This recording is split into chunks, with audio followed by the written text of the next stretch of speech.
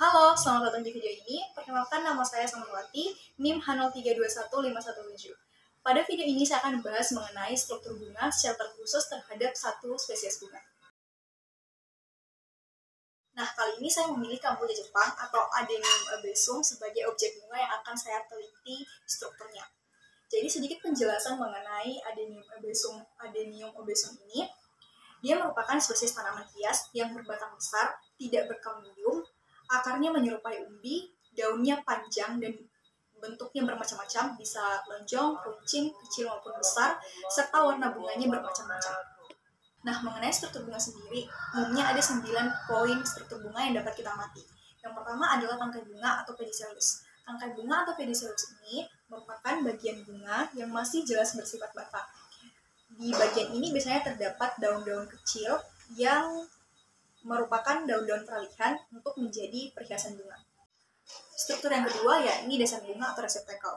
Nah, bagian ini merupakan bagian yang berada di bawah bunga, di atas tangkai bunga, yang biasanya berfungsi sebagai tempat untuk meletakkan atau bertumpunya mahkota dan bagian-bagian bunga yang lainnya.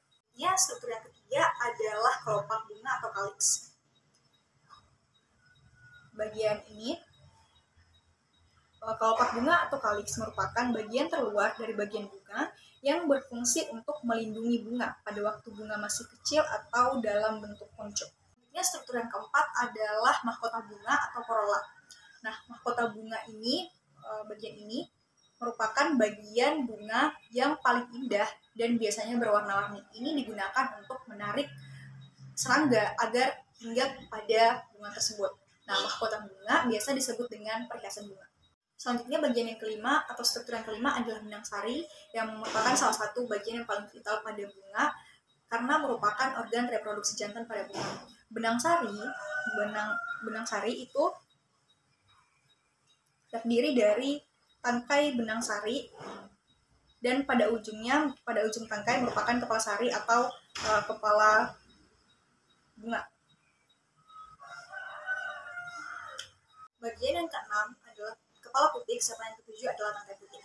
Nah, bagian ini merupakan bagian yang juga sangat penting dikarenakan merupakan organ reproduksi betina pada tumbuhan. Nah, bisa kita lihat di bagian ini terdapat kepala putik dan juga tangkai putik. Dapat terlihat jelas pada gambar yang saya sajikan pada video ini. Selanjutnya bagian yang ke-8 adalah bakal buah atau farium. Nah, bagian ini terdapat di dalam sebuah rongga yang berada di bawah tangkai putik.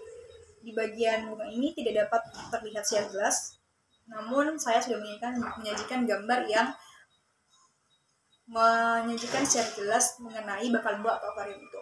Bakal buah atau farium berfungsi sebagai tempat terjadinya sebuah pembuahan di mana terjadi peleburan antara gamit jantan dengan gamit betina. Kemudian bagian yang terakhir adalah bakal biji atau fulum. Tidak dapat saya perlihatkan dengan jelas di bunga ini, namun saya menyertakan gambar yang dapat menyajikan secara jelas bagian tersebut.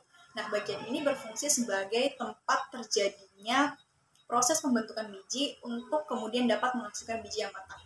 Nah, itulah tadi penjelasan saya mengenai struktur bunga kamboja Jepang atau Adenium obesum. Terima kasih telah menonton videonya sampai akhir.